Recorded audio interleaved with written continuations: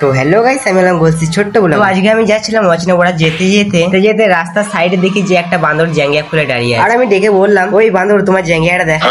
আবে শালা খেপাচোদ, ওটা আমি খুলে রেখেছি আমার গার্লফ্রেন্ডকে দেখানোর জন্য। আবে শালা, এই কেমন গার্লফ্রেন্ড যে জ্যাঙ্গিয়া দেখে ভালোবাসে? আমাকেও এই কিটটা ইউজ করতে হবে তাহলে। আর এইদিকে দেখি আমাদের গাড়িটা বেশ ভালোই জোরে টানছে। আর যেতে যেতে একটা ছাগল ছানা দেখতে পাই, তার কি চুলটা ঠিক করে নিচ্ছিলাম। আবে ছি শালা, তা বলে এরকম ভাবে চেটে দেবে? এমনি করে চেটে দেবে আমি কোনো ভাবতেও পারিনি। তাই কি বুকে 5-6 থলি কষ্ট নিয়ে চলে যাচ্ছে এদিক ওদিক দেখতে দেখতে। আর এইখানে এই ক্যালেন্ডার জন্য এইখানে এই ড্যামটা বানানোর কন্ট্রাক্টটা আমি নিয়েছিলাম। আর কন্ট্রাক্টটা আমি নিয়েছিলাম বলে এদিকে একটা ছোট বড় ব্রিজ করে দিচ্ছি, না পাটা ছাগল আর পাটি ছাগলগুলো বসে গল্প করতে পারে।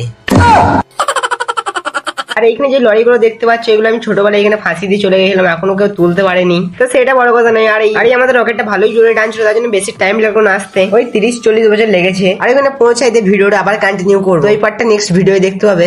আর এরকম ব্লগ দেখার জন্য আমার চ্যানেলটাকে অবশ্যই সাবস্ক্রাইব করে নিও। আর লাইক, কমেন্ট আর ভিডিওটা তোমার বন্ধুদেরকেও বেশি বেশি করে শেয়ার করে দিও। তো চলো দেখা হচ্ছে নেক্সট পার্টে, ততক্ষণের জন্য বাই বাই।